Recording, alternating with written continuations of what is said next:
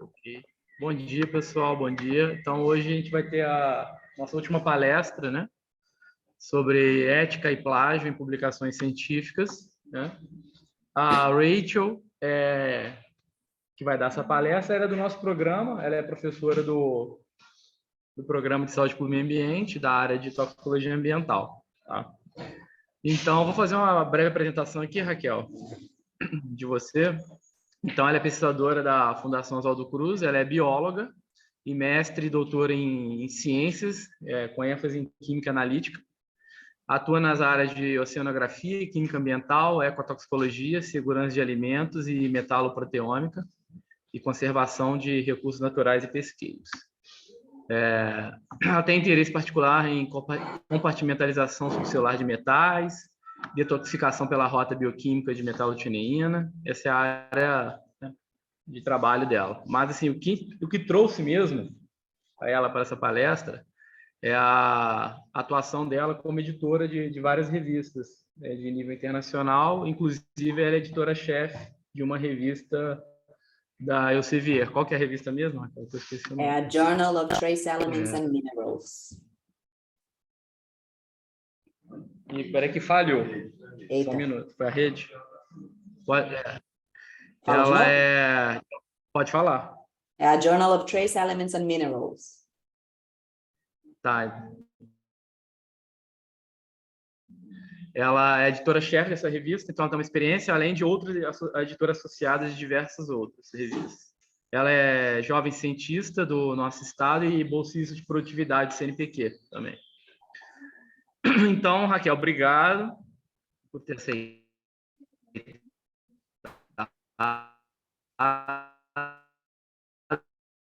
e também ter contribuído, né, pela sua disponibilidade. Então é isso, posso Quer começar? sentir o pessoal aqui, ver o pessoal, dar um oi? Quero ver, quero dar oi para as pessoas, está lotada aí, ó, 30 pessoas, 20 pessoas, oi, oi. O pessoal do tchauzinho. Tô. Vocês estão me ouvindo direito? Porque a internet deu uma travada. Pessoal, vamos combinar de não usar a internet, tá? Porque esses... Travou.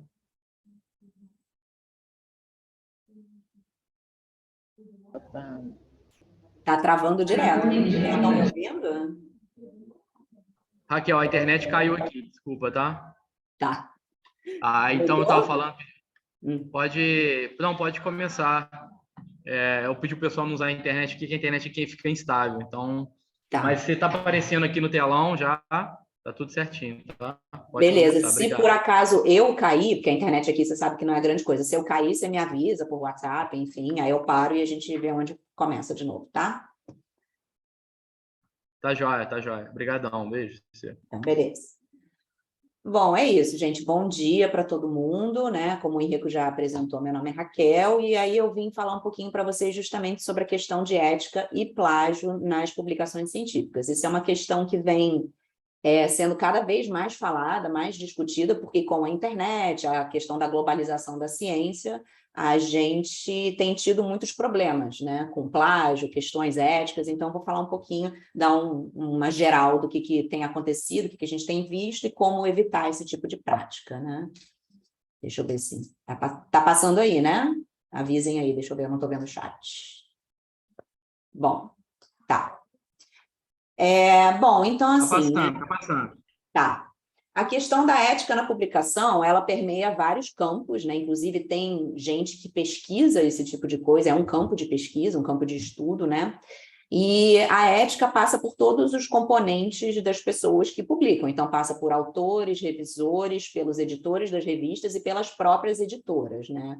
Então, assim, a gente tem algumas questões bem específicas, assim, né? A questão do plágio e autoplágio, vou falar um pouquinho de cada um dos que estão escritos aqui, né? A questão de licenças necessárias para determinados tipos de trabalho, né? Principalmente quem trabalha com seres humanos, animais. Vou falar um pouquinho de critérios de autoria, a Leila ontem falou um tiquinho sobre isso, eu vou dar uma complementada. A questão, não sei se alguém já ouviu falar aqui do Salami Science, né? De adequar as publicações com relação ao tamanho, à importância, e a questão das editoras, que elas vêm cada vez mais se preocupando, porque se a editora pega numa questão antiética, e isso reflete, obviamente, na sua qualidade, nas suas citações, no seu fator de impacto, enfim, né? Então, falar um pouquinho de plágio, né? O que é plágio? Plágio, basicamente, é você roubar a ideia de alguém e mentir dizendo que a ideia é sua, né? Isso é visto muito em questão de pessoa que pega o trabalho e traduz do inglês para o português e fala que eu que escrevi, né? Então, esse é um tipo de plágio. Fornecer informações incorretas, citar de forma incorreta um trabalho também pode ser considerado plágio, não citar incorretamente ou não citar, né? Quando você copia e cola, se for uma citação direta, muitas vezes nas áreas de humanas, né, tem isso de realmente copiar e colar, você tem que colocar as aspas, né, e você tem que dar o devido crédito à pessoa que teve a ideia original. De nada adianta você copiar, não dizer quem foi e fingir que foi você. Então, tudo isso caracteriza fraude, né? Inclusive, a gente tem alguns casos aqui que eu coloquei aqui só para ilustrar, né, de pessoas importantes, né, internacionais. Por exemplo, o presidente da Hungria perdeu o título de doutor dele porque ele foi pego plágio 20 anos depois, né? Então, assim, é uma coisa que não é necessariamente naquele momento que a pessoa faz o plágio. A pessoa pode ser pega depois e sofrer as sanções e consequências legais disso depois, né? Então, assim, ele copiou muito da tese dele de outras fontes, não citou de forma correta, descobriram 20 anos depois e ele perdeu o título dele. Mesma coisa com o Ministério da Defesa da Alemanha. Um foi em 2019, eu acho, outro em 2011. Mesma coisa, pegaram ele com plágio na tese dele e ele pediu demissão. Na verdade, deve ter sido uma pressão, né, para ele pedir demissão para não ser demitido, né? Então, assim, permeia tanto a questão acadêmica de perder o título de doutor, quanto ser demitido do emprego atual dele, que nada tinha a ver com a área acadêmica, né? E no Brasil, eu acho super importante falar que o plágio é um crime de falsidade ideológica. Muita gente fala, não, plágio não tem problema, nada demais, é só uma coisinha pequena, né? Mas não é. É um crime previsto no nosso Código Penal e a pena é de 2 anos a 4 anos de reclusão e multa, né? Então, aqui a gente tem os artigos, né, e tal, é só olhar no nosso Código Penal. E é uma coisa que, assim, as pessoas não dão a devida seriedade a isso, né? Então, é importante a gente pensar nesse tipo de coisa. Então, aqui no Brasil, a gente tem 2 exemplos recentes, né? Um em 2019, o outro não lembro exatamente o ano. O Witzel, né, copiou 63 parágrafos de outros 6 autores publicados e apresentaram a denúncia, né, da dissertação de mestrado dele na UFES, na Federal do Espírito Santo. E o Novo, que já é velho, né, ministro da Educação, também foi acusado de plágio na sua dissertação de mestrado. Então, isso é uma coisa que permeia, independe de idade, de gênero, de emprego, e é uma coisa que pega muito mal, né? Então, imagina você, sei lá, daqui a alguns anos faz um concurso e descobrem que você plagiou sua dissertação de mestrado, você pode ser exonerado do seu cargo, né?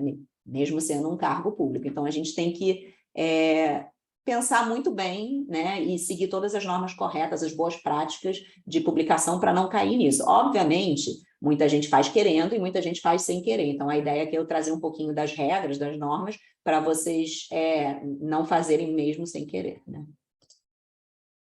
E uma coisa que eu acho importantíssimo falar, né? Eu dei aula em universidade há uns anos e tal, e a gente vê muito, sabe-se que existe essa prática de compra e venda de TCC, trabalho, tese, dissertação, e isso tudo entra na questão, né, no quesito de falsidade ideológica e também a questão de violação de propriedade intelectual. Então, a pessoa poderia processar, né, o autor de um TCC comprado, por exemplo, por violação de propriedade intelectual.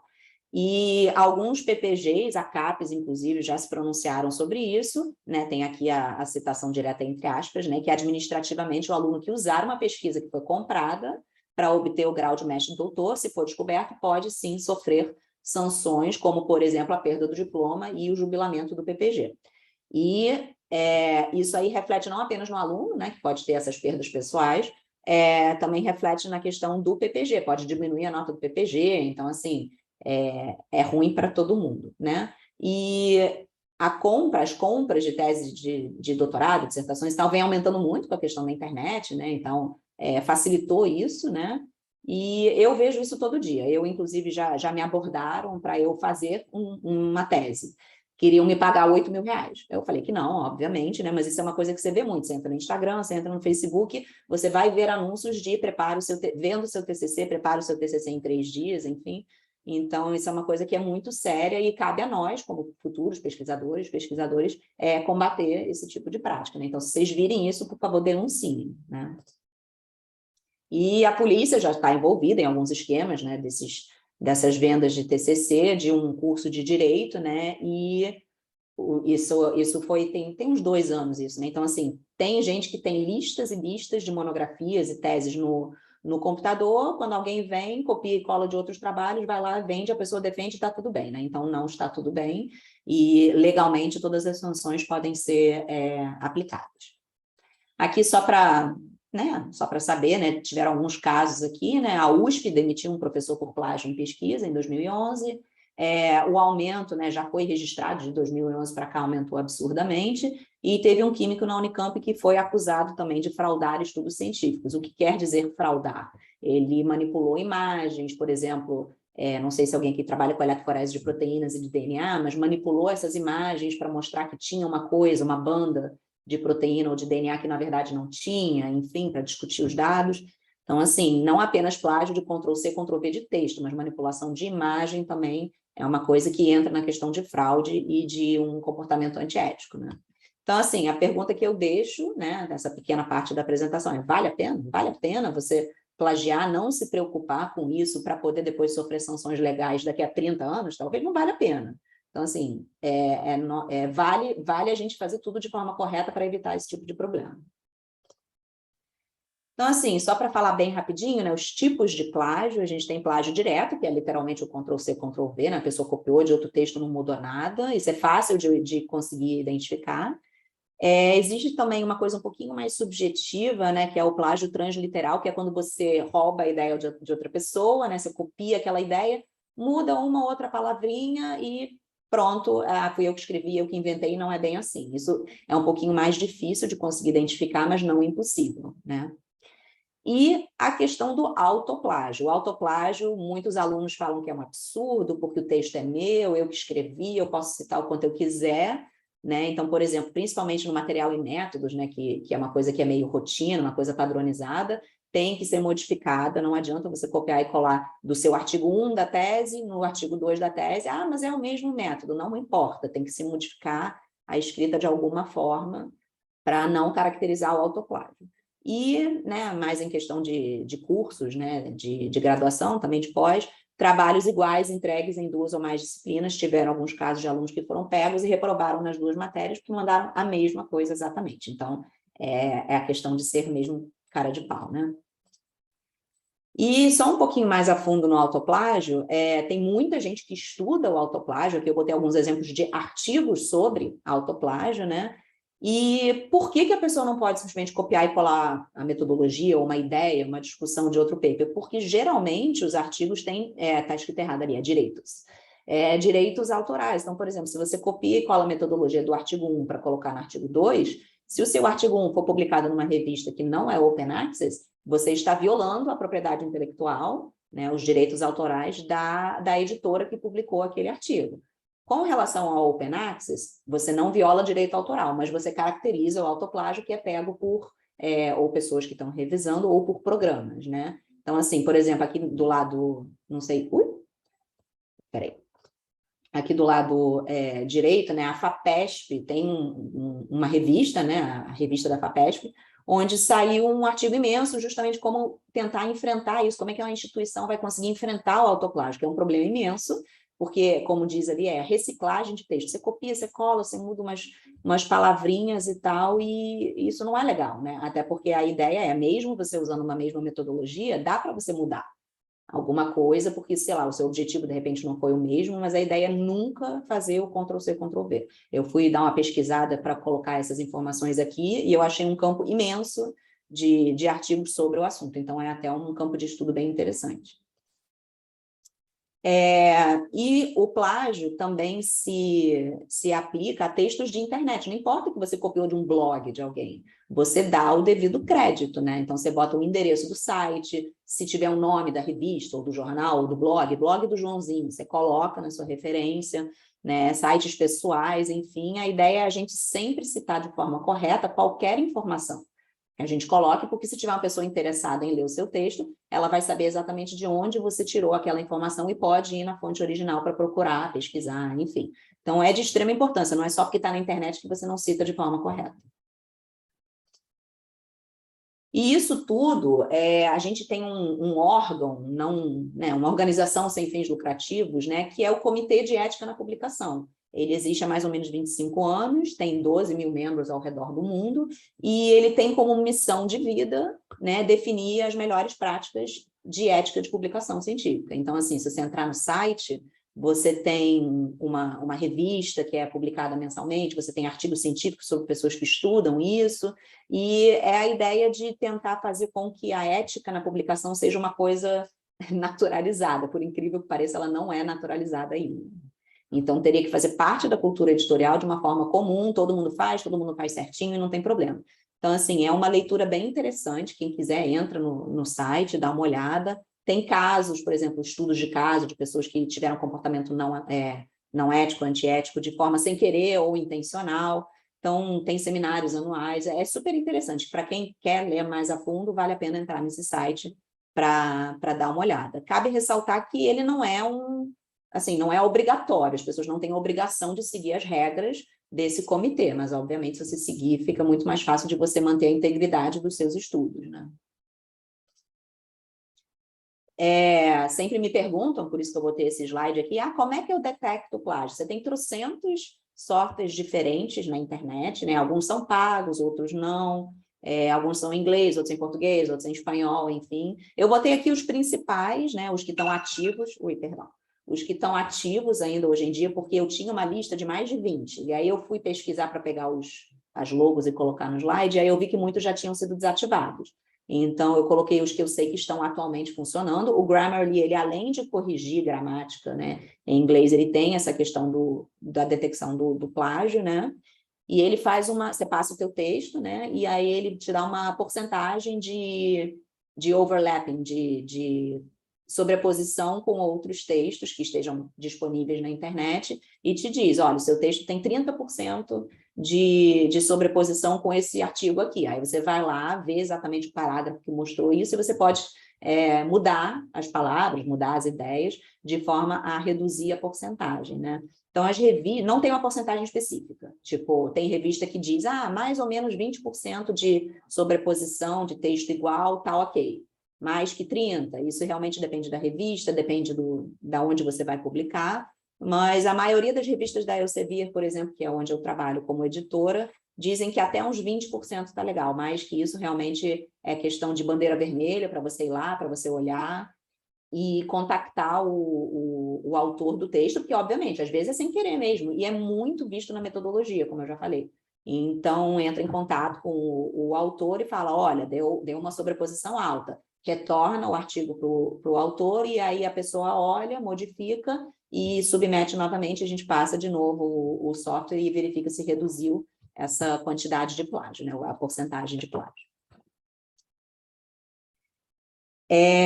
A questão de figuras e tabelas também entram na questão do plágio, muita gente acha que não, mas você não pode copiar e colar uma figura, não importa se é de livro, de apresentação, de texto, sem dar o devido crédito. Só que na questão de figuras que já foram publicadas em revistas, a revista detém o direito autoral daquela imagem. Então, você só pode publicar com duas permissibilidades. Você tem que pedir autorização para a revista, e a revista pode negar ou pode demorar a te dar essa autorização. Às vezes sai rápido também. Mas se você quiser copiar e colar igualzinho uma figura, você tem que pedir autorização. Senão você está cometendo crime de plágio. Alternativamente, você pode copiar a figura, modificar ela de alguma forma. Eu sempre sugiro mudar as cores, colocar coisa escrita, né? Tipo, alterar as legendas, traduzir. Às vezes ela está em inglês, se você traduzir ela para o português e mudar um pouquinho, você coloca na legenda da figura, por exemplo, que a figura é adaptada de e coloca a fonte original, né? Então, assim, você vai adaptar a figura de forma a ela ficar diferente da original, e aí sim você não precisa da autorização das editoras, né? Então, por exemplo, essa figura que está aqui à direita, eu copiei e colei de um site, eu modifiquei um pouquinho as cores e eu cito embaixo. Obviamente, isso aqui é uma apresentação, ninguém tem acesso a isso, né? Mas se você fizer a mesma coisa sem modificar em um artigo, é constituído plágio, né? E a mesma coisa com as tabelas, a gente vê muito, não em revistas internacionais, mas em algumas revistas nacionais, a gente vê, às vezes, as tabelas que são copiadas, mesmo print, do artigo original. Isso constitui plágio, você tem que alterar ela de alguma forma. E mudar só a ordem não vale, não. Tipo, o que vinha primeiro veio em terceiro, não adianta. Você tem que pegar e adaptar uma tabela nas suas palavras e com as informações que você quer apresentar. Então, qualquer Ctrl+C, Ctrl+V constitui plágio. E aí eu já falei o resto, adaptado de, né? Você coloca a legenda embaixo e cita direitinho a fonte, e essa fonte que você cita embaixo da figura e da tabela no seu texto, você cita na lista de referências, né? Então, tudo que aparece de fonte, você cita na lista de referências. E aí, aqui, só para exemplificar, né? Essa é a revista que eu sou editora, e aí tem aqui, né, na setinha preta, os resultados é automático. Todo artigo que eu recebo nessa revista, e na maioria das revistas da Elsevier, passam automaticamente o artigo, o manuscrito submetido por um software de plágio, e aí ele me indica a porcentagem. Eu posso abrir, né, o relatório, e aí aparece tudo colorido, em diferentes cores, e aí cada cor indica um artigo que foi semelhante, né, copiado ou semelhante. E aí eu, como editora, tenho a liberdade de recusar um artigo, por exemplo, que apresentou uma porcentagem alta de similaridade com outros artigos, né? Então, isso é uma ferramenta que ajuda muito a gente conseguir detectar esse tipo de coisa, né? Até porque eu recebo em torno de 10 submissões por dia nessa revista. Então, se eu não tivesse essa ferramenta, ia ser muito difícil eu conseguir fazer essa análise, né? Bom, essa era a parte de plágio. Agora a gente vai falar um pouquinho das licenças. Eu não sei o perfil dos alunos que estão aí, mas eu imagino que deva ter gente da epidêmio, gente da saúde pública, gente da saúde pública e meio ambiente, cada um trabalhando com uma coisa diferente. Então, assim, as licenças que são necessárias para tipos de artigos, né, do pessoal que está aí são variadas, obviamente. Por exemplo, eu trabalho com peixe, eu não preciso de uma licença para trabalhar com humanos. Então, uma parte de ser ético na publicação é você reportar e ter autorizadas todas as licenças necessárias para você conduzir o seu trabalho. E elas devem estar sempre atualizadas. De nada adianta submeter um trabalho com uma licença que está desatualizada, que já está vencida, e que você fez o trabalho com uma licença vencida. Isso não pode. Inclusive, muitas revistas pedem para ver o print mesmo da cara da licença para saber se está atualizado ou não. E quando você escreve um artigo, você você se compromete a falar a verdade. Então, obviamente, todas as suas licenças devem estar atualizadas. Né? Então, por exemplo, quem trabalha com seres humanos conhece muito bem, né, o termo de consentimento livre e esclarecido, que é um termo que os seres humanos, né, as pessoas que vão participar do estudo, têm que assinar, dizendo que elas entendem por que elas foram recrutadas, que elas entendem que elas podem sair a qualquer momento do estudo, enfim, vou falar um pouquinho. Você tem as questões de comitê de ética, tanto com humanos quanto com animais, e você tem algumas licenças para quem trabalha como eu, com coleta de animais da natureza e tal, e eu vou falar um pouquinho de cada um deles. E é importante ressaltar que se a revista for boa, se ela for indexada, né, vocês tiveram a primeira aula, se eu não me engano, sobre isso, se a revista for indexada e confiável, não vai publicar sem isso aqui. Então, eu já mandei, assim, artigos meus sem a licença, esqueci mesmo, assim, eu tenho todas as licenças, e a revista voltou e me mandou o artigo de volta e falou, olha, você precisa inserir as licenças. Aí eu fui lá e coloquei na metodologia, ou lá embaixo, numa outra seção, trabalho, né, conduzido, autorizado pela licença tal, tal e tal. Então, aqui, para falar rapidamente sobre o TCLE, né, ele é um documento essencial para quem trabalha com seres humanos, né? Então, assim, principalmente pessoas que, por exemplo, às vezes não sabem ler, não sabem escrever, o TCLE é a garantia de que a pessoa entendeu o porquê que ela assinou, seja assinatura mesmo, ou digital, enfim, de por que ela assinou esse documento, né? Então, assim, é a proteção legal e moral tanto da pessoa que participa do estudo, quanto do pesquisador, porque está claro que quem assinou esse documento entendeu e está de acordo com o que está escrito no documento, de acordo com a participação no estudo e de acordo com os parâmetros do estudo também, né? Então, assim, o TSLA não tem um modelo muito específico, né? Ele varia um pouquinho e tal, mas basicamente tem que ter as informações mais importantes. O que é a pesquisa, qual é a instituição, quem é o pesquisador responsável, que a pessoa pode entrar e sair do projeto quanto ela quiser, sem ônus nenhum, nada vai acontecer se ela sair da pesquisa, do projeto, e deve ser elaborado pelo pesquisador responsável. Então, isso é uma garantia também de que o orientador ou pesquisador responsável pelo projeto tem implicação legal se alguma coisa der problema. Então, é o CPF do pesquisador que está ali, né? E aí os participantes assinam, colocam também um documento, né? E, obviamente, depende de um monte de coisa. Hoje em dia, por exemplo, com a internet, tem TSLA que dá para ser respondido pelo Google Forms, né? O que eu acho um avanço, porque a pessoa pode assinar... pode participar de estudos online, ela não precisa ir até o local. Por exemplo, eu tinha um projeto com a maternidade escola da UFRJ, né? Que era sobre contaminantes em bebês no estado do Rio de Janeiro. As pessoas tinham que ir lá e tinham que assinar, ouvir uma pessoa do projeto explicar tudo e tal, dependendo da pesquisa. Obviamente tinha coleta de material, de sangue do cordão umbilical, enfim. Quando não tem isso, a internet facilitou e a pessoa pode simplesmente assinar, ler o TSLE, dar o de acordo e participar, por exemplo, de uma pesquisa de intenção de compra de algum produto ou algum perfil de consumo de algum produto, algum alimento, enfim. Eu tenho participado de várias coisas dessas, principalmente depois da pandemia, né? Então, assim, a gente usou muito e vai continuar usando os Google Forms, né, para esse tipo de pesquisa, e eu pessoalmente acho ótimo. Com relação ao comitê de ética, né? O que é um comitê de ética? É composto por pessoas, pesquisadores, especialistas, que são responsáveis por permitir ou não que um projeto seja aprovado para pesquisa dentro de uma certa instituição, né? Então, são órgãos ou institucionais ou até regionais ou nacionais. A gente tem regras, por exemplo, do CONSEIA, que é o Conselho de Uso Adequado de Animais na Pesquisa, que é brasileiro, por exemplo, né? E a ideia é proteger o bem-estar dos indivíduos pesquisados, né? Sejam seres humanos ou animais. Então, quem trabalha, por exemplo, com animal, sabe que a gente tem que, por exemplo, escrever no projeto como o animal vai ser sacrificado, né? Se ele vai passar por anestesia, se não vai. E a questão também dos seres humanos, obviamente, ninguém quer que ninguém sofra, né? Então, assim, nenhum ser humano ou animal pode sofrer de forma inadequada para a gente obter resultados de pesquisa, né?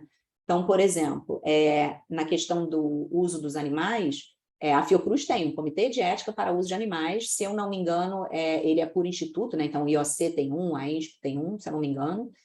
E isso vai garantir que as pessoas que trabalhem com animais, sejam peixe, camundongo, rato, cachorro, enfim, qualquer animal, observe normas éticas, né, na pesquisa e, no final, o sacrifício dos animais, né?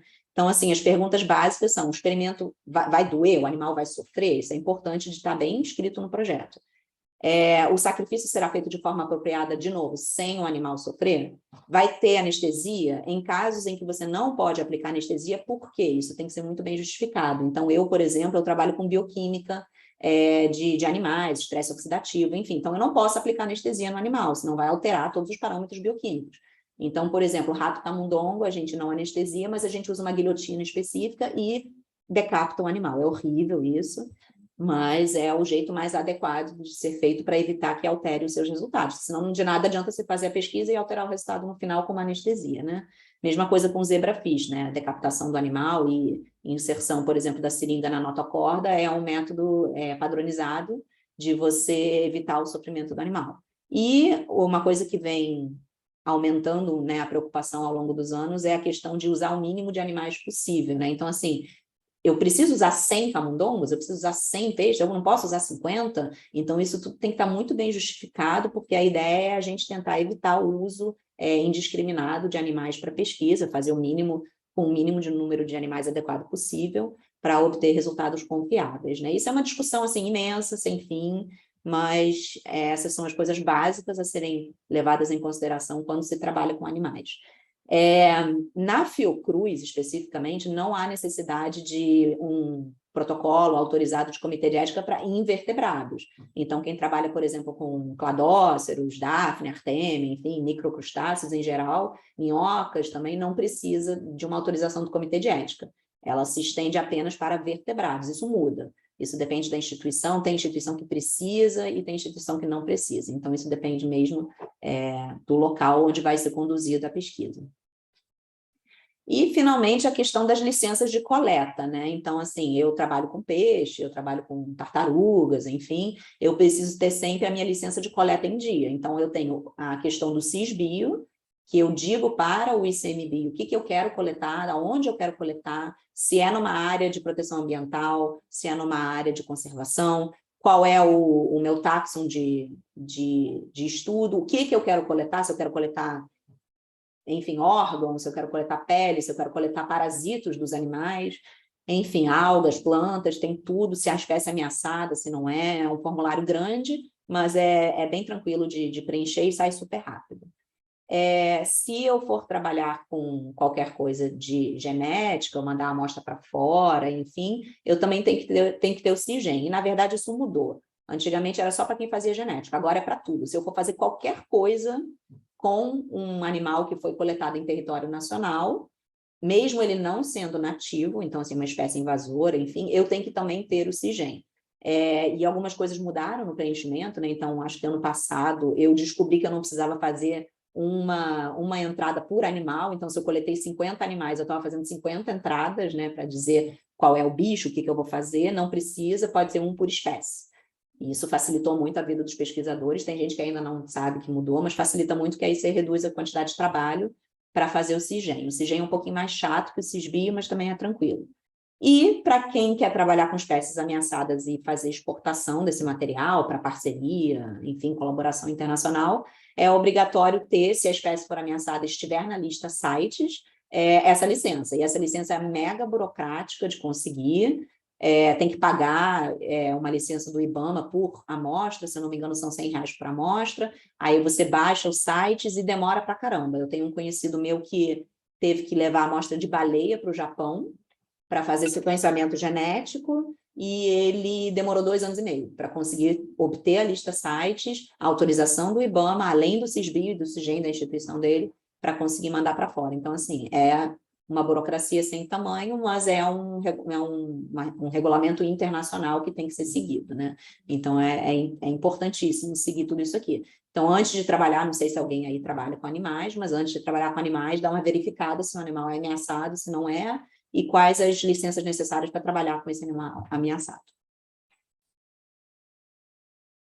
E agora a gente fala um pouquinho de critérios de autoria. Isso é uma polêmica sem fim. Então, assim, o que está escrito aqui não são normas muito padronizadas, isso depende do país, depende da instituição, depende do pesquisador, como a Leila falou ontem, né?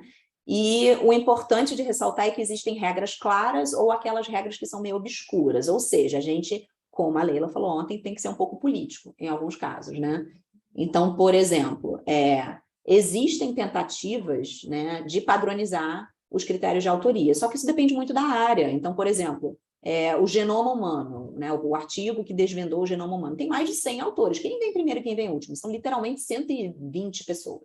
É um consórcio, só que cada um foi citado de forma individual. Então, como é que você diz quem é o primeiro e quem é o último, né? Então, assim, é muito difícil. Aí tem o que a gente chama do protocolo Vancouver, né? Que foi uma tentativa de um grupo de editores de uns periódicos médicos, de alguns periódicos médicos, de tentar padronizar e definir o papel e as contribuições de cada pessoa para entrar num artigo, né? Então, assim, são 4 critérios que estão aqui à direita, né? Que deveriam ser seguidos, né? Então, contribuições substanciais para o conceito, né? Para o desenvolvimento do trabalho, o desenho experimental, a interpretação dos dados, escrever ou revisar criticamente o texto escrito, aprovar a versão final a ser publicada, o que é importantíssimo, porque todos os autores têm que saber para onde está indo o artigo e tem que ter aprovado a versão final, porque já tem muito barraco por aí de pessoas que mandaram o artigo sem o outro autor saber, não sei o quê, dá problema. E a quarta condição é de justamente todos devem estar de acordo com, se der algum problema, eu sou legalmente responsável porque eu estou de acordo com esses critérios de autoria, né? Então, a pessoa tem que... O nome está lá, então você tem que se responsabilizar se der algum problema, né? E aí tentaram, mas isso aqui não pegou muito, né? Então, como eu falei, cada instituição, cada grupo faz do seu jeito. Então, assim, eu vou falar um pouquinho de casos de laboratório, que é o meu caso. Obviamente, eu sei de casos que são apenas de, por exemplo, na área de humanas, na hora de escrever uma revisão e tal, que não precisa de fomento de laboratório, a questão é um pouquinho diferente. Por exemplo, eu descobri há alguns anos que o orientador de um aluno de história nunca entra no artigo, é só o aluno. É só o pós-graduando. Então, assim, é uma coisa muito específica dessa área específica, né? Mas como a gente está, mais ou menos, na saúde pública, epidemia e tal... Então, casos de laboratório, é importantíssimo a gente pensar quem que está pagando por tudo isso. As análises químicas, por exemplo, não são baratas, nunca são baratas, né? Então, quem é que pagou pelos reagentes? Quem é o, entre aspas, dono do projeto? Quem é o responsável? Quem escreveu o projeto? Quem conseguiu fomento para esse projeto? Quem permite o uso de espaço de laboratório, que às vezes é difícil, porque os laboratórios são pequenos, tem muita gente, enfim. No caso de quem vai coletar animais, quem é que pagou a diária do campo? Eu tenho que coletar animais no campo e eu gasto fortunas, né? Eu, outro dia, paguei, sei lá, R$2.000 em peixe, uma vez só. A Clélia está aí, ela sabe que eu estou falando a verdade. Então, assim, isso tudo tem que ser levado em consideração. Ninguém faz as coisas... A gente sabe que ninguém faz as coisas de graça, né? Então, a pessoa pagou R$2.000 em peixe? Só isso? Será que vale para ela entrar na autoria? Isso tudo tem que ser discutido. Quem fornece o equipamento? E isso é uma coisa que é muito importante, que as pessoas às vezes nem percebem, nem se tocam, que, por exemplo, um equipamento que custa R$1 milhão, no caso, por exemplo, de um ICP-MS, que é um equipamento que detecta metais, qual é o gasto de manutenção disso? É um absurdo, é $300 a hora, dólares. Então, assim, o técnico, se der problema, o técnico tem que vir de São Paulo para cá, e aí custa $300 a hora, e aí você gasta facilmente R$100.000. Quem paga por isso? Entendeu? Tem o tempo do técnico, você gasta peças, as peças são carérrimas.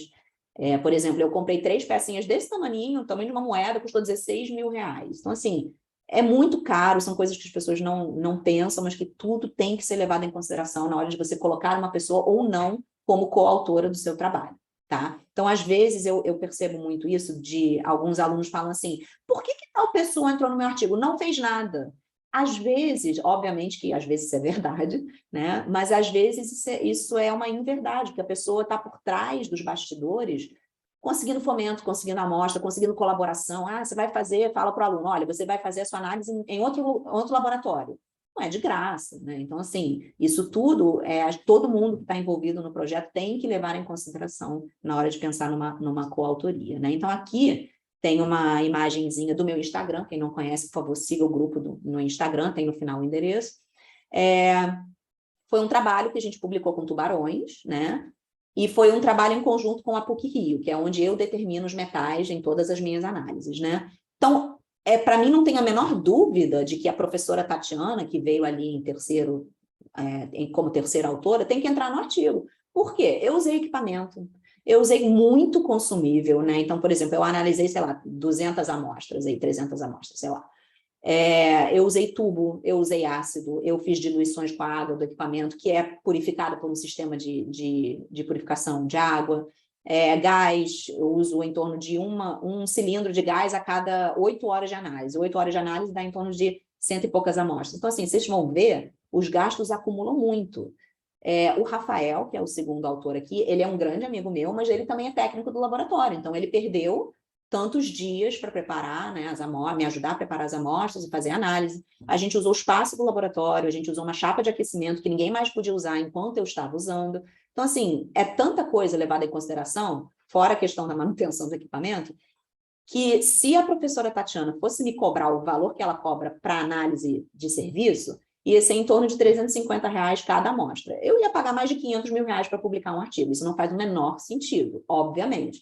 Então, o mais lógico é eu entrar em acordo com a pessoa que está me fornecendo tudo isso, que está nessa lista, para eu colocar ela como coautora do trabalho, né? E, obviamente, isso é uma via de mão dupla. Eu coloco a pessoa me deu tudo isso, mas a pessoa tem que me dar um retorno. Então, ela tem que ler, ela tem que criticamente avaliar o artigo, ela pode ajudar em análise estatística, ela pode conferir os dados analíticos, que no meu caso, né, são dados analíticos. Então, assim, é aquilo de uma mão lava a outra, né? Obviamente, tem gente que acha que não, essa é a minha opinião e como eu conduzo o meu grupo de pesquisa. Tem gente que fala, não, eu vou pagar pelas análises. Aí a pessoa paga e o serviço é realizado e, por exemplo, a Tatiana não entraria no artigo, né? Então, isso realmente depende muito, mas eu acho que o mais lógico é a gente estabelecer colaborações né, da melhor forma possível, e para mim não faz assim, não faz diferença nenhuma ter ou não mais um ou dois ou três coautores. Obviamente, a CAPES mudou alguns requisitos, então alguns programas de pós-graduação têm agora um limite máximo de autores por artigo. Então, isso também deve ser levado em consideração, deve ser conversado na hora de você pensar num projeto em conjunto com outros autores, né, outros pesquisadores. E uma coisa que ajuda muito nisso, né, de você saber quem fez o quê, quem ajudou, em que etapa do trabalho, é o que a gente chama de Credit Author Statement, que é uma coisa que a maioria das revistas está colocando no final dos artigos, né? Então, assim, são as contribuições de cada um dos autores, o que cada autor fez. Então, esse é um outro trabalho meu, que a gente fez uma análise de peixes, né? O Henrico está aí também no artigo. Fez análise de peixe, fez estresse oxidativo, fez os metais, fez um monte de coisa nesses animais, e aí do lado esquerdo a gente tem, olha, o Fabrício, que é o primeiro autor, fez tal coisa. Eu ali, segunda autora, fiz tal coisa. Então, cada autor está bem claro o que cada autor fez ou deixou de fazer, né? E aí uma pessoa que está lendo fala, entendi, então beleza, a Tatiana fez isso, o Henrique fez isso. Então, cada participação como autor está justificada dessa forma. Isso também é uma maneira das revistas tentarem garantir que elas estão, né, publicando um trabalho idôneo, ético, e onde todo mundo teve uma parcela de trabalho para sair essa publicação final. Aí aqui tem, né, o mesmo exemplo que eu dei antes, e um outro exemplo aqui de trabalho de tartaruga, para falar um pouquinho sobre a questão de ordem de autoria. Então, assim, internacionalmente é um estilo, no Brasil é outro estilo, e isso também difere por grupo de pesquisa, né? Então, assim, o que vale mesmo, eu sei que é muito decepcionante eu falar isso, mas o que vale é o primeiro e o último, o resto é meio. Então, assim, você ser o segundo autor não faz a menor diferença do que você ser terceiro, é a mesma coisa. Então, assim, geralmente aqui no Brasil, o orientador vem em último, é muito comum isso, né? O orientador que é o responsável pela linha de pesquisa. Então, eu, por exemplo, sou última autora nesse, da tartaruga, e não sou última autora no outro, porque as amostras não eram minhas, foi em colaboração com um pesquisador americano, ele tinha uma pergunta específica a ser respondida, ele me mandou amostras, então eu entrei como primeira, porque eu fiz os experimentos, eu escrevi o texto, mas a linha de pesquisa, ou projeto, era desse pesquisador. Já no da tartaruga, eu sou a última, todo mundo que ajudou no meio, né? Inclusive, os orientadores geralmente vêm em último, né? Os orientadores, pesquisadores geralmente vêm em último, e os pós-graduandos e os graduandos que auxiliaram, né, para sair essa publicação, geralmente vêm nos primeiros lugares. Então, por exemplo, esse trabalho foi da Daphne, a Daphne era a mestranda, do qual esses dados foram obtidos, né, na dissertação dela, ela entrou em primeiro. O resto ajudou, né, de diversas formas possíveis. No final do artigo tem lá as contribuições de cada um, e eu fiquei em última porque era a minha linha de pesquisa, né? Eu, como pesquisadora da Fiocruz, tenho essa linha de pesquisa implementada na Fiocruz e eu entrei em último. Obviamente, isso depende. Por exemplo, questões polêmicas, né? Um aluno defendeu, foi embora e não escreveu o artigo. Tem pesquisador que continua botando o aluno em primeiro lugar, né? Ele fez tudo e tal, não sei o quê. Eu escrevo, o pesquisador escreve, e o aluno continua lá em primeiro lugar. E tem pesquisador que não, que acha assim, poxa, a pessoa defendeu, foi embora, não escreveu o compromisso, né? Tem geralmente o compromisso de você defender com a tese e a dissertação, mas você escreve, né? Você auxilia na escrita do trabalho. Inclusive, muitos PPGs têm essa necessidade do aluno sair com o artigo defendido. Então, a ideia é que o aluno participe também dessa etapa. Então, se o aluno saiu, o orientador também tem total direito de tirar o aluno de primeira autoria, colocar em outra vaga, obviamente não tirar do trabalho, aí não, mas tirar do primeiro autor e colocar em outra posição para continuar participando do trabalho, mas não como primeiro autor. E, de novo, depende do orientador, depende da instituição, depende das relações pessoais entre o aluno e o orientador. Obviamente, a gente sabe que isso influencia, não deveria, mas influencia. Então, assim, é uma questão sempre de conversar antes e para não termos expectativas irreais. É do tipo, vamos conversar, quem é que vai entrar em primeiro, quem é que vai participar, como é que vai ser, tudo conversado funciona bem. Então, é extremamente importante a gente sempre ser claro com relação à autoria dos artigos, né? Então, tem uma checklistzinha pequenininha aqui, você incluiu todo mundo que tinha que ser incluído? Você esqueceu de alguém? Já aconteceu, de artigo ir para revisão sem um dos autores, né? E aí vira uma briga. A ordem está certa? Foi acordada entre todo mundo? Quem não é autor, quem participou, mas não participou efetivamente, a ponto de entrar como autor, recebeu o devido agradecimento na sessão de agradecimento? Isso é importante também, você tem que agradecer quem ajudou. Por exemplo, no meu caso, eu não boto um pescador que super me ajuda num trabalho científico, a não ser que ele peça, se ele pedir eu coloco, mas assim, é uma coisa que meio que não faz sentido, porque é uma área acadêmica, um pouco distante da realidade do pescador. Eu agradeço a ele na sessão de agradecimentos, né? Se todos os autores leram e aprovaram a versão final, isso é uma das coisas mais importantes, e se todos concordam com submissão para aquela determinada revista. Então, tem que ser sempre tudo muito conversado, né? E isso aqui é um ponto que é muito importante ressaltar, porque, como a gente sabe, tem aquários do CAPES, né? Tem fator de impacto, tem um monte de coisas, né, envolvidas em publicar um artigo científico que vocês já ouviram, acho que na primeira aula, né? Então, assim, por que todo mundo tem que estar de acordo? Porque, por exemplo, o que é bom para mim pode ser péssimo para o outro autor que está no trabalho. Aquários, CAPES pode ser diferente. Então, por exemplo, eu sou mais da área de oceanografia, de química, aí o cara quer publicar, por exemplo, numa revista de de comportamento, de pescador, social. Então, assim, a gente tem que conversar e chegar num acordo, tem que ser bom para todo mundo.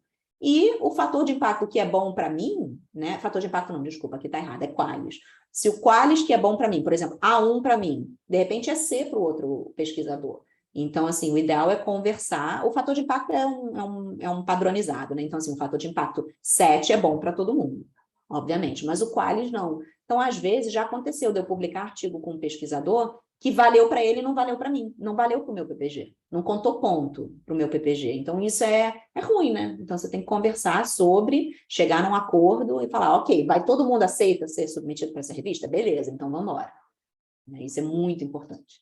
E eu já vi brigas homéricas sobre isso, né? Já vi, por exemplo, uma revista que voltou, né, para revisão, o artigo, e aí um dos autores falou, mas eu não concordei de você mandar para essa revista. Aí troca o autor, aí a revista pede que todos os autores assinem uma justificativa de por que de repente tirou, colocou um autor, disputas demoram muito, podem ser brigas muito sérias, eu já vi pesquisadores que estão sem se falar há 20 anos por causa desse tipo de coisa, podem queimar a pessoa. Então, teve um caso, por exemplo, uma instituição que eu estava, onde a pessoa fez isso, né, mandou sem consultar os outros autores, e aí a pessoa foi denunciada para o conselho da área, lá na CAPES, não sei o quê, deu problema. E isso pode, inclusive, de tanta briga, pode levar à retratação do artigo. O que é retratar um artigo? É ele sair de circulação. A revista falar assim, ok, está tendo tanta confusão, ou um dos pesquisadores pedir, não, eu não concordei, então tira, foi publicado e sair de publicação. Então, existe essa possibilidade também, o que é ruim para todo mundo, né? Obviamente. E essa aqui é uma outra coisa que eu inseri aqui, porque eu tenho visto algumas pessoas perguntando e tal, é uma coisa que é deveras importante, é extremamente importante ressaltar que os dados não pertencem ao graduando, ao pós-graduando, e também não pertencem ao orientador, pertencem à instituição. Então, por exemplo, todos os trabalhos que eu faço aqui no meu laboratório na Fiocruz pertencem à Fiocruz. Se eu sair daqui, eu tenho que conversar com a Fiocruz e perguntar se eu poderia levar os meus dados que foram produzidos aqui para outra instituição. Obviamente, a Fiocruz diria que sim e tal, não sei o quê, mas tem que ter uma permissão legal para isso, né? Então, assim, eu vejo muito aluno falar que absurdo, é o meu trabalho, eu que estou fazendo, é o meu projeto. Não, não é o seu projeto, é um projeto em conjunto com o graduando, o pós-graduando e o pesquisador responsável, tá? É de todos, mas principalmente é da instituição. Isso tem precedente legal, é isso, é fato, não tem como discutir, porque você tem fomento de órgãos nacionais, internacionais, que vão para a instituição. Vai para o meu CPF, mas onde é que eu estou alocada? Eu estou alocada na Fiocruz. Então, isso é extremamente importante, e o aluno, né, os pós-graduandos, principalmente, tem que ter noção disso, porque eu já vi muitas brigas. Obviamente, eu não estou puxando a sardinha para o lado do orientador, muita gente acha que o aluno está sempre errado, que não pode. Não, não é isso. Eu estou deixando muito claro o que é o precedente legal. Então, assim, os alunos, ao entrarem no laboratório, assinam diversos documentos, a bolsa vem com um contrato, você tem que, por exemplo, no meu laboratório, no LAPSA, você tem que assinar documentos de confidencialidade, de que você não vai tirar os dados daqui, isso é uma norma legal instaurada pela Fiocruz, pelo IOC, no caso, né? Você tem os cadernos de laboratório que não devem ser retirados do laboratório porque pertencem à instituição. O aluno saiu, não defendeu e saiu, ou defendeu e saiu, o caderno de laboratório dele fica no laboratório. Porque, por exemplo, se a pessoa saiu e não quer mais fazer nada e eu desejo continuar a linha de pesquisa como pesquisadora, eu tenho o caderno da pessoa ali, eu olho, pego os dados, vi o que foi feito, de repente escrevo o artigo, eu pessoalmente mantenho a pessoa que fez os trabalhos, obviamente, né? Isso depende do orientador, e as pessoas assinam um termo de responsabilidade. Se der algum problema, né, tipo assim, se os dados vazarem, eu tive um caso disso ano retrasado, onde uma pessoa fez uma live e vazou dados do laboratório, e aí eu tive que ativar a parte legal da Fiocruz, e a pessoa foi obrigada a assinar um termo dizendo que se retratou, a gente entrou em contato com os donos lá da live, enfim, a live foi retirada, porque são dados confidenciais. Obviamente, se você conversar antes com o seu orientador e ele permitir, você tem total direito de falar o que você quiser do seu projeto, mas isso deve ser falado primeiro com o orientador que tem o respaldo legal da instituição, tá? Então, assim, esse é um detalhe, mas é uma coisa muito importante, porque vem, né, a questão de fazer live, de internet, de poder fazer post no Instagram e tal, tudo é tudo ótimo, é tudo lindo, eu faço isso, mas a gente tem que ter bom senso, né? E no nosso caso, a gente tem o respaldo legal da Fiocruz.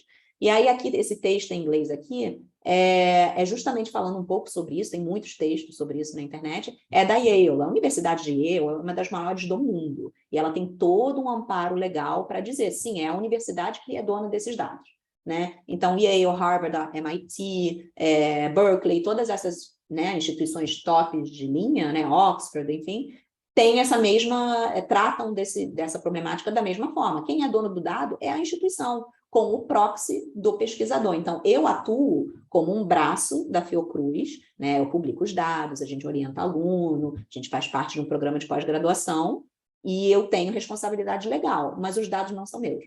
Eu sei muito bem disso, e o dono dos dados é a Fiocruz, tá? Então, esse parênteses é importante, porque eu acho que isso deveria, aí é uma opinião minha agora, eu acho que isso deveria ser muito bem discutido com alunos de graduação e pós-graduação, com os documentos corretos, né, acertados, assinados, para não ter problema lá na frente.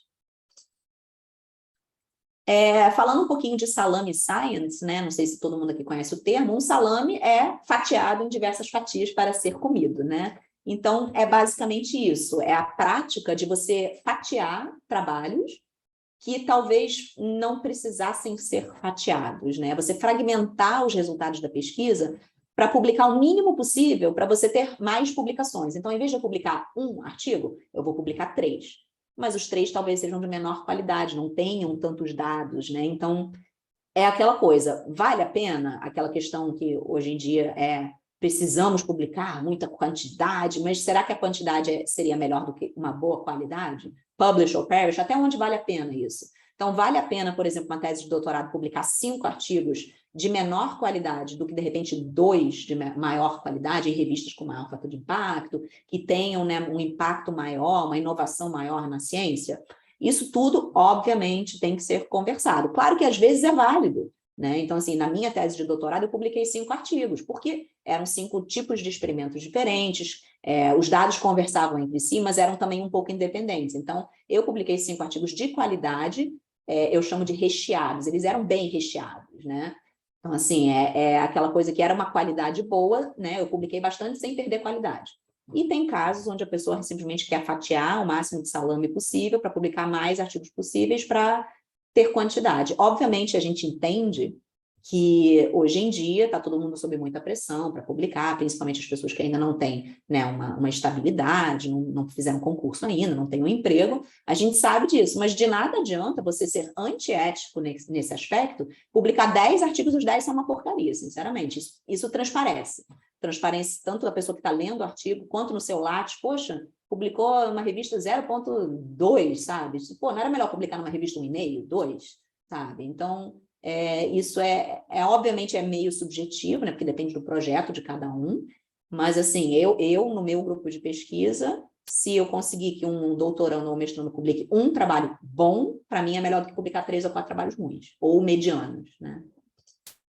Então, também é um estudo, né? É uma área de estudo muito grande, tem muitos artigos que lidam com isso, né? E é sempre essa referência ao salame fatiado, né? Então, assim, no desenho do cachorrinho, é o least publishable unit, é a menor unidade que dá para você publicar um artigo.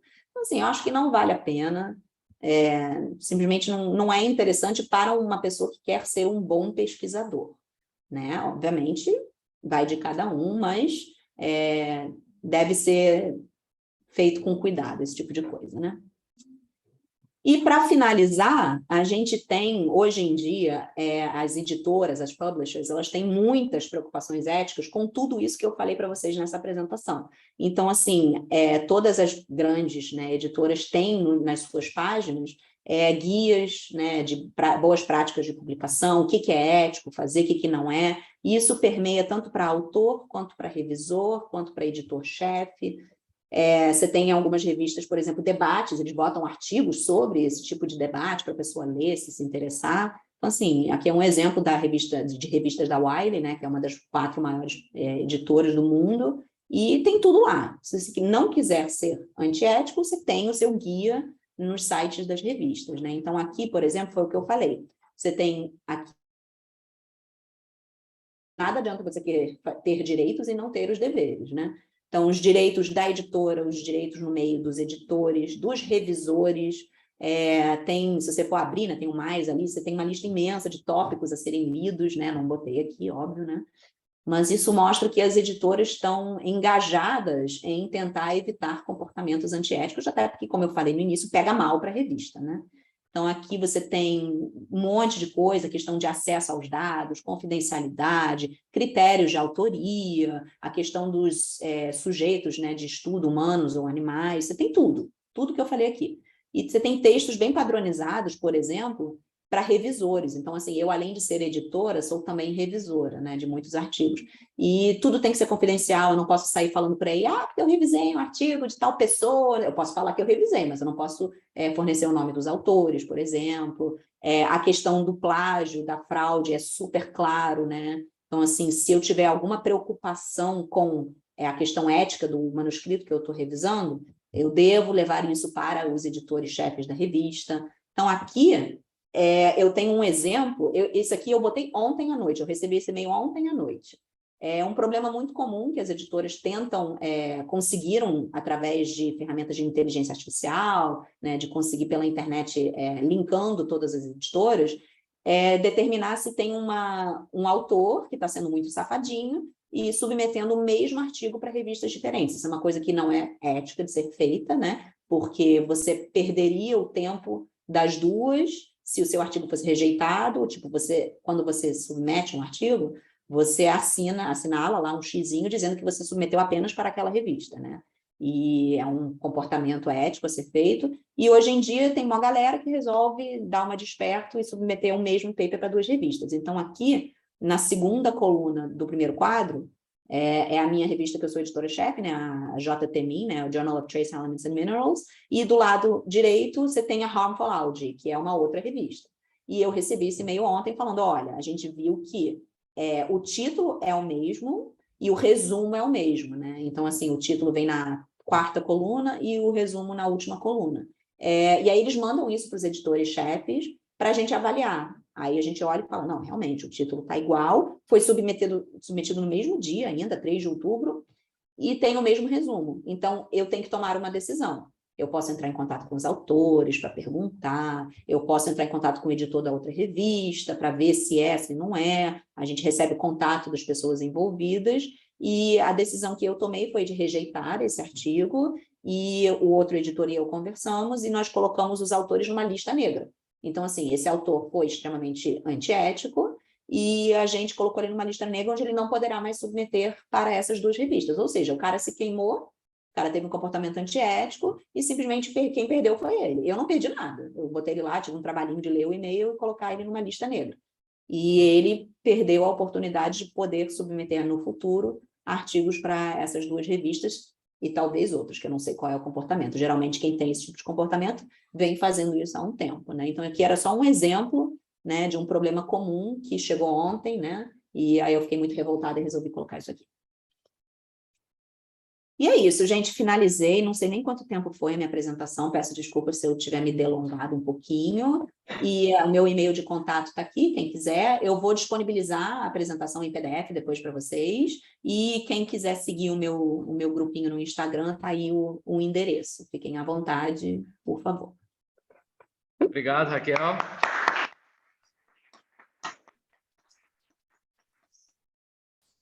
Vou abrir para perguntas, pessoal. Tem perguntas, tem várias aqui.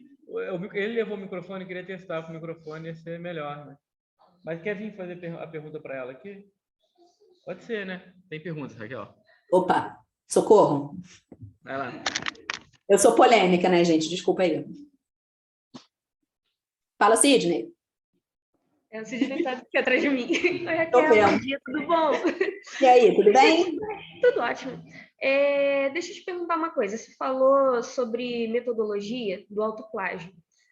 Um recurso que eu uso é falar da metodologia, do diferencial que tem naquele artigo, e depois o que for igual, conforme, aí coloco lá a publicação do grupo, minha, enfim, para não ter que fazer a descrição da metodologia mudando as palavras. É um recurso válido? Isso é Sim. mal visto? Como é que é? Não, não é mal visto, é um recurso super válido, eu uso também. Então, em vez de eu ter que descrever toda a metodologia de novo, a gente pode reduzir. Olha, foi feito de acordo com tal. Aí você cita, pode citar o seu artigo anterior, sem problema nenhum, porque isso facilita. Algumas revistas reclamam porque fica uma metodologia muito pequenininha, mas isso tipo assim, é da revista, né? Mas é um recurso super válido você fazer isso. Tem outros recursos, você pode, você mesmo, passar num daqueles detectores de plágio e ir mudando, passar para colegas, passar para gente que entende da metodologia e falar, pô, me diz um jeito diferente de falar isso aqui, porque às vezes você está meio travado, você já está olhando aquilo, está viciado, né? Olhando o texto muitas vezes. As palavras já não estão... Exato. Então, assim, pedir para outra pessoa olhar, tudo isso é válido. E, assim, independe de como você vai conseguir. Se você conseguir mudar, né, o jeito de você reportar aquilo do primeiro artigo, já não vai constituir autoplágio. Beleza, eu posso abusar e fazer mais uma pergunta? Pode. Aí, Henrique, tá vendo, né? Estou explorando. A questão desses softwares que detectam plágio. Quando eu estava escrevendo, não era um artigo, era um capítulo de livro, mas eu estava preocupada porque era um assunto que eu já tinha visto muito, era super recorrente e tal. Aí eu utilizei um software que detecta plágio e ele dá aquele relatóriozinho, né? Só que o que ele estava acusando lá, que dava 8% de similaridade, eram das referências bibliográficas. Ele mostrou as referências, tipo, ele marcou as referências? Então, ele é um péssimo detector de plágio. Eu não usaria, porque não faz o menor sentido. Você pode jogar só o texto que te interessa. Não precisa botar as referências. Não jogar a referência. Ele pediu para botar lá na íntegra. Aí... Não faz o menor sentido. Aí, caramba, deu... A referência tem o título do artigo, isso já está publicado, ele vai ficar detectando similaridade. Exatamente, não faz sentido. Pode abrir o relatório lá e ver, não, pô, esse percentual é fruto... Não, o percentual é baixo, 8%, 10%, eu ignoraria, eu nem, tá bom, tá ótimo, beleza, deu 8%, vou submeter, eu faria isso. E, justamente, quando você passa o detector, você tem que ter o senso crítico de saber que se ele detectou uma referência, é porque, tipo assim, ele vai procurar aquele título, às vezes você cita numa forma ABNT, ou APA, ou Vancouver, que vai ser citado em outros artigos da mesma forma, então ele vai achar aquilo. Então, assim, não faz sentido você ficar preocupada com isso, entendeu? Entendi. Muito obrigada, Raquel. Nada. Beijinho. Beijo. A Fátima perguntou se esses softwares são gratuitos. Eu falei na apresentação, tem alguns que são e outros não. Então, assim, você tem que ir procurando mesmo, não tem jeito. Tem alguns que são pagos e outros não. Tem mais, gente? Perguntas? Tem uma polêmica aqui, né? Adoro uma polêmica. A Fiocruz tem, Raquel? Não, isso depende. Na Fiocruz, como instituição, não. mas depende do laboratório paga, aí é de nada. Pode falar, fala da sua voz. Aqui eu gostei do Spider, eu não sei se é bom, né? A gente pode perguntar a ela. Não estou ouvindo, não ouvi. A ESP pagava, Raquel, 13. A ESP teve um tempo que pagou, a vice-direção de pesquisa pagava, quando a Margarete Portela era vice-diretora, ela chegou a pagar por um tempo. Aí eu acho que agora, não. Jô está falando que paga o Spider, é isso? Pelo menos o seu pessoal da informática. Você conhece esse Spider? Conheço, o Spider é bom, o Spider é bem bom. Então tem, na ESP tem. Oi? Pode ter acesso. Como é que... Os docentes têm, né? Os servidores Eu têm. solicitei lá para o pessoal da informática, né? O Grammarly tem uma versão gratuita que ele pega também. Tem isso, você pode baixar as versões gratuitas por 30 dias. Gratuitas. Demo. Mas acho que você pode baixar pelo... Tem a versão online também dele, do Grammarly. Vai ficar dando notificação. Tem alguma pergunta do pessoal que está no Rio de Janeiro, pessoal? Aqui? No Rio de Janeiro, cidade. Poxa, nenhuma pergunta? Me preparei tanto para essa palestra e não tem nenhuma pergunta mais? É porque você foi muito didático. Esclareceu tudo, a culpa é sua. Tem mais perguntas. Pode explorar outros temas também, tá? Não, se eu souber responder.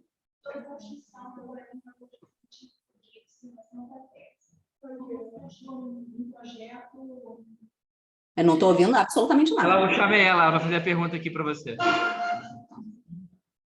Só estou vendo a carinha do Sidney ali atrás. É porque tá aqui, o pessoal tá aqui, só para você. Aqui, É uma galera, uma galera. cadeirinha da confissão. Confessionário. É o trono da pergunta. Bom dia. Oi. Primeiramente, obrigada, né, pela sua disponibilidade. Quando você continua um projeto, você está, né, no caso no mais amplo, e aí você vai utilizar uma metodologia muito similar numa parte da sua tese, né, que você utiliza na dissertação, e o tema é muito parecido, o referencial, como fazer isso para não ficar, por exemplo, na própria referencial teórico, não sugerir um plágio, por exemplo? Eu sugiro a criatividade, é isso, não tem muito o que sugerir. Se é muito semelhante, você tem que dar um jeito de passar a informação de uma outra forma. Então, assim, não é igual, nunca é idêntico. Então, assim, alguma coisa deve ser diferente. Então, de repente, assim, o sujeito do seu estudo, sei lá, uma certa população, enfim, é o mesmo? Ok, mas você está estudando uma coisa diferente, não é exatamente o mesmo projeto. Então, cabe a você explorar como, de forma criativa, escrever aquilo de outra forma. Então, por isso, eu sempre sugiro, chama um coleguinha, chama um amigo, chama um orientador, fala, pô, não estou conseguindo, sabe? Porque a ideia é não mudar de alguma forma. Óbvio que você pode usar o que a outra pessoa falou, de você se referenciar. Então, por exemplo, eu estudei uma população X, e aí agora no meu segundo projeto eu também vou estudar a população X. Eu posso me referenciar ao primeiro artigo. Como descrito no artigo 1, a gente vai utilizar essa mesma população, porém, o que vai mudar vai ser isso, isso e isso. Então, eu, por exemplo, faço isso, como eu trabalho com metais, às vezes eu, por exemplo, peguei um peixe lá, uma população de peixes, fiz os metais e publiquei. Aí, peguei aqueles mesmos peixes e fiz análises bioquímicas de sangue, determinação de estresse oxidativo, enfim, outras coisas. E eu quero correlacionar com os metais que eu já publiquei. Então, eu falo no meu artigo 2, olha, a gente está usando a mesma base de dados já publicada para metais, e nós vamos acrescentar outros dados e fazer correlações estatísticas. Então, eu não estou fazendo a mesma coisa. Eu estou usando a mesma população, posso até usar a mesma metodologia, mas alguma coisa eu fiz de diferente. E aí cabe... É o mesmo princípio da Bárbara, né? Isso, exatamente. Cabe a gente mudar isso de alguma forma. E aí você referencia o primeiro artigo, possivelmente. Obrigada. Mais alguém, pessoal? Quer comentar alguma coisa? Marisa, Paulo? Jô, Sandra? Marisa, complementa. Não, tem uma coisa, tá me ouvindo, Cleiton? Tô ouvindo.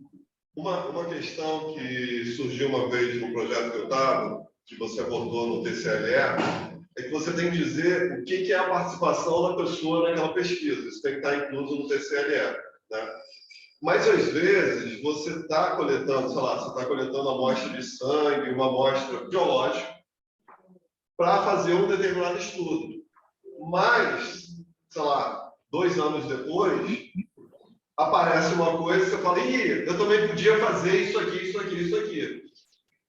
Não estava previsto no TSLE, que a pessoa assinou, não estava previsto no que foi aprovado no CEP, o CEP aprovou aquele projeto original, e aí as pessoas ficaram nessa, e agora, como é que a gente faz? Porque o certo é você fazer um novo TCLE e procurar as pessoas e vamos lá, gente. Então, agora aquela amostra de sangue que eu coletei há 3 anos atrás, eu vou fazer sequenciamento genético, mas aí a questão também de isso é um acho as pessoas, né? Então, eu havia um debate porque você é quase impossível, talvez não seja uma frase correta, mas é difícil prever, às vezes, o desdobramento que aquela amostra que você coletou para analisar mercúrio, depois que eu peixe, mas assim, você pegou de uma pessoa para analisar, por exemplo, mercúrio, você de repente vai fazer uma outra análise que não estava prevista.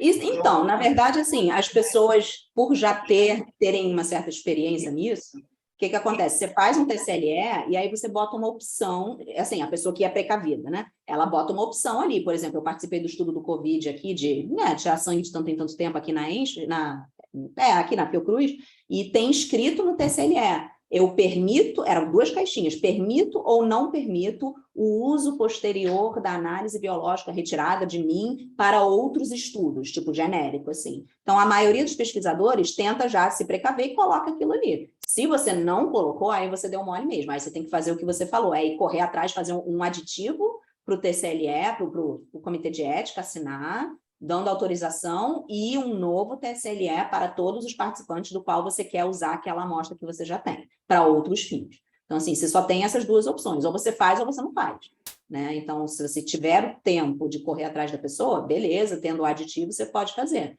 Mas o mais fácil é você já escrever o TSLE com essa opção. Se você não for usar, ok, não usa. Mas se você for usar, o meu sangue está lá, e eu permitir eles usarem para qualquer outra coisa. Então, é a questão... É uma estratégia muito inteligente e interessante, mas ao mesmo tempo você está dando um cheque em branco para quem ainda lembra o que era cheque, né? Agora não. Sim, é aquela coisa, eu confiei na Fiocruz. Agora, sei lá, se fosse uma instituição que eu nunca nem ouvi falar, realmente talvez eu pensasse 2 vezes. Mas aí é aquilo. O que eles vão fazer? Qual o pior que eles podem fazer? Reportar meu dado, de repente, num estudo meio escuso? Como é que eu vou saber disso? Porque se a pessoa quiser fazer isso, reportar de uma forma escusa, ela poderia usar a amostra sem me pedir, entendeu? Tipo assim, ela já seria antiética desde sempre, entendeu? Porque aí começa, principalmente quando entra para essa área genética, que eu não sei nada, minha ignorância é vasta e restrita nisso, mas o pessoal começa a falar assim, não, então, vou mapear aquele gene que pode indicar, e aí, de repente, uma empresa pode utilizar aquele dado para ver se vai empregar ou não. Começa a entrar numa questão científica, mas que às vezes... Só complementar, eu descobri que o arquivo que eu vou falar aqui é uma historinha curta. Eu fiz em 2001, né? As crianças não tinham nem nascido. Mas eu fiz um seminário, quando eu estava fazendo doutorado, sobre fraude científica, que foi basicamente o que você apresentou. E, na época, tinha estourado um escândalo de um cara chamado Hendrik Schoen, que trabalhava no Bell Labs, que é um dos maiores laboratórios lá dos Estados Unidos, essa área de física, inovação, tal e tal, e foi capa do New York Times, assim, com o título de Cut and Paste Science, que ele começou, mas assim, o cara publicava uns 4 artigos por mês, assim. Aí tem uma coisa errada. Por mês ele publicava. E aí, ele já estava sendo apontado, ele tinha 20 e tantos anos, 30 anos, ele falou assim, não, quando ele chegar aos 35, vai ser prêmio Nobel de física, tal e tal. Até que um pensador também famoso pegou 2 artigos dele e era o mesmo gráfico. Só que eram experimentos diferentes. E aí falou assim, Ih, mas espera aí. Aí se reportou a revista. A revista se reportou ao autor. Aí ele falou assim, Ih, não, eu me confundi. Era para eu ter posto um outro gráfico, eu botei esse e tal, não sei o quê. Aí ele falou assim, então tá, então me mostra os arquivos originais, dos dados, que geraram. E então, o meu HD pifou. Aí ele falou assim, então tá, então mostra o caderno de laboratório. E então, esse experimento não tem, né? Aí o cara caiu de desgraça e tal. Mas aí saiu esse artigo e uma série de artigos no New York Times na época, questionando o peer review. Como o sistema teria falhado de ter permitido isso, né? É o nosso sistema, né? Pesquisador avaliando pesquisador. E o que tinha havido nesse sistema que tinha falhado? Porque por muito tempo o cara foi apontado como, né, o futuro prêmio Nobel, assim. Na época foi bem interessante, início dos anos 2000, não sei onde é que vocês estavam em 2000, mas foi um puta escândalo, e aí teve todo o questionamento do peer pressure, né, do publish or perish, que você também já trouxe, enfim. E aí eu comecei a ver que tinha essa agência americana de pesquisa, ela publicava um relatório anual de todas essas alegações de fraude e tal, não sei o que. Deve ter continuado. Eu fiz isso com um seminário em 2001. Você deve talvez até conhecer e ver. E já em 2001, já era uma coisa que eu não estava vendo, que ele estava com um crescimento exponencial. É só contar essa anedota aí. Não, isso é muito comum. Eu sigo algumas dessas notícias, eu recebo a Science e a Nature no meu e-mail, né? Alegação de fraude. Teve um caso aqui na UF, assim, é muito comum. É mais comum do que a gente imagina. Então, assim, o sistema é o sistema, a gente tem que usar o sistema. Mas ele é falho. O que garante que o cara que está revisando o meu paper não me odeia e fala assim, rejeitar porque eu não gosto da Raquel? Entendeu? Então, assim, é muito falho e tem algumas tentativas de tentar mudar esse sistema. A questão do Open Access, a questão de ser não mais o blind peer review, né, dos revisores saberem quem são os autores, os autores saberem quem são os revisores. Tem algumas revistas que estão começando a pagar pelas revisões. Aí entra em outra discussão. Poxa, mas a ciência tem que ser feita por amor, só que a pessoa tem que comer, né? Então, assim, o revisor perde o seu tempo, né? Perde um tempo para fazer uma boa revisão e tal, e não ganha nada. Ganha um reconhecimento no certificadozinho, às vezes. Então, assim, tem revista que está pagando $50 por revisão, só que aí você entra na discussão de que isso vira um mercado. Já é um mercado, mas, assim, tem tanta discussão a ser feita que quando eu dou meu curso de escrita científica, a gente entra um pouquinho nisso.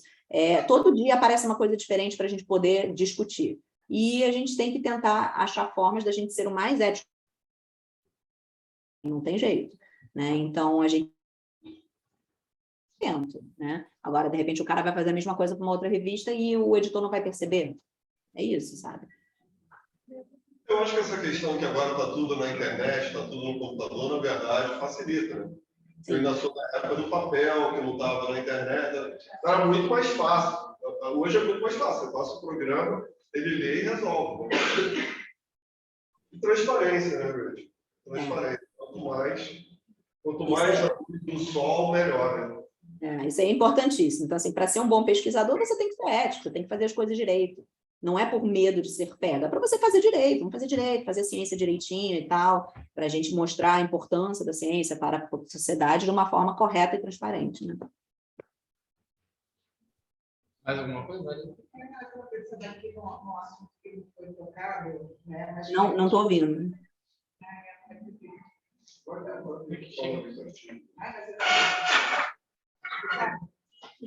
É uma coisa assim que eu não sei nem se cabe muito aqui, mas está bem lá vocês de laboratório.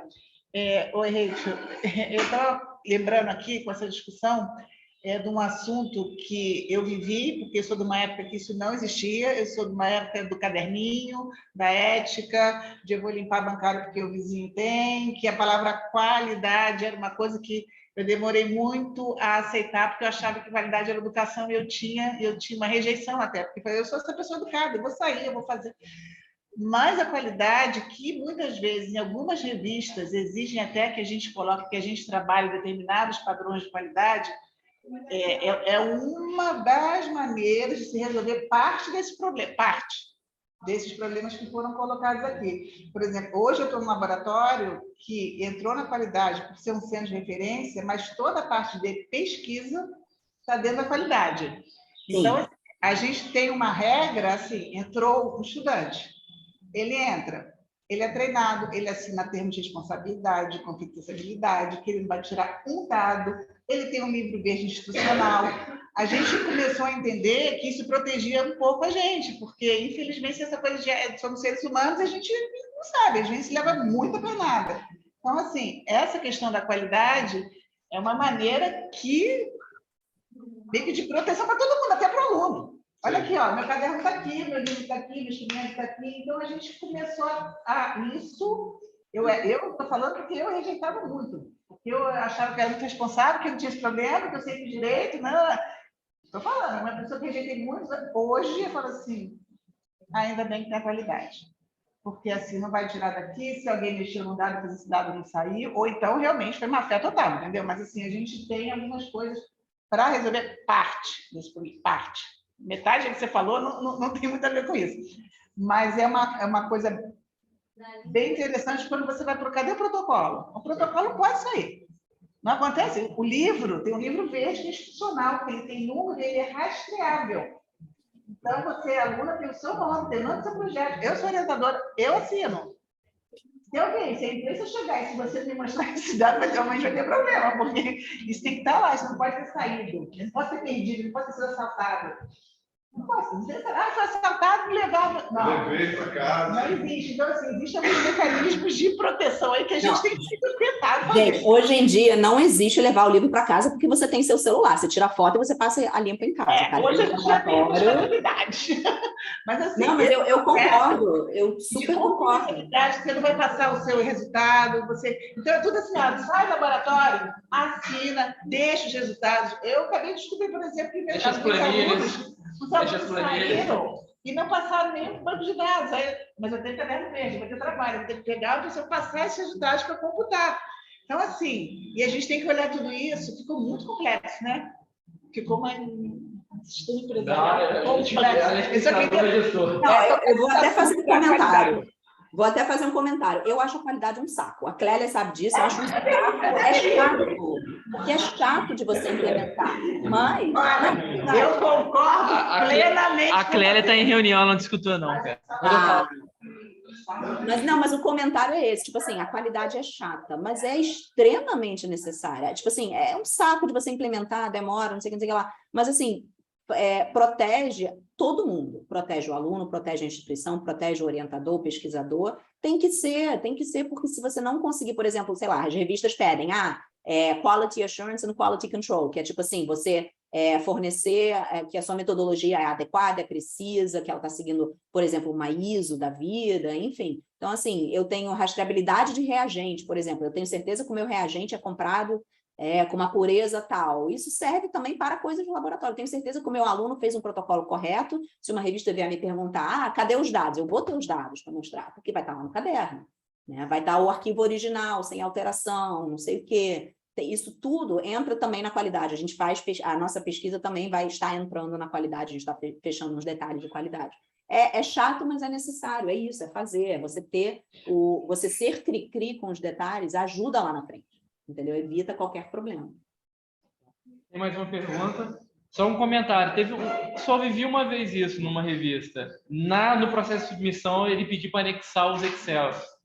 Eu já vi. A Frontiers faz isso. A Frontiers, tive que anexar. A Frontiers faz isso. Uma vez só. Aí você colocava a planilha que gera o gráfico. Obviamente, ele já era um PDF que ficava malucão. Ele já era um PDF. Mas o editor e o revisor tinham acesso aos Excel, que gerou gráfico. Foi uma vez só. Não, eu já vi algumas vezes isso também. Dados brutos serem disponibilizados. Diga. Oi. Tudo bom? Então, na minha tese, eu gerei gráficos. Eu gerei mapas com o programa QGIS. E eu estou fazendo um artigo para utilizar esses mapas. Eu tenho que me autorreferenciar, eu tenho que colocar a tese como referência desses mapas? Então, para revistas internacionais, não, porque eles partem do princípio que uma tese, uma dissertação, mesmo estando disponibilizada num repositório de instituição e tal, ela não conta como publicação. Ela é um documento que pertence à instituição e que você não tem por que se referenciar. E aqui no Brasil, as revistas gostam daquele fonte, autoria própria, né? Que eu acho uma bobeira, mas tudo bem, mostrando que você que fez. Mas revistas internacionais, não sei as nacionais, mas internacionais, geralmente você ignora qualquer necessidade de você se referenciar à sua tese, a não ser que você tenha publicado ela na forma de livro, que é uma coisa que muitos alunos ainda fazem, né? Pagam lá os seus R$400 e publique a sua tese em forma de livro, que é uma bobeira. Mas, enfim... ainda bem. Então, você não precisa se preocupar com isso. Você usa seus dados, referencia o QGIS, e uma coisa que algumas revistas estão pedindo, né, um pequeno detalhe, é se o QGIS é pirata ou se não é. Então, toma cuidado com isso. Se for pago, você coloca versão tal, licença tal. Se for pirata, você diz que você usou o demo de 30 dias. Tá? É a dica da Raquel, porque algumas revistas não aceitam quando... O QGIS é pago, né? O QGIS é o gratuito. Não sei. É o ArcGIS que é pago. É o ArcGIS que é pago. Eu usei o QGIS porque ele era gratuito. Beleza, então... Usou a SPCS, por exemplo, é pago. Se não foi pela instituição, está livre, você não vai ter que dizer SPCS é licença, que foi o pago. Senão... E acho que travou aqui. Foi travou, deve ser a internet dela lá, que fica muito... Não consegui nem agradecer a Raquel. Não, vai voltar. É lá, deve ser lá no lápis. A internet lá tá... Nossa, tá muito ruim.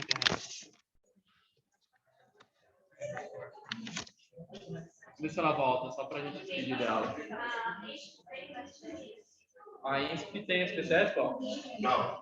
Não. Acho que já teve. Já teve.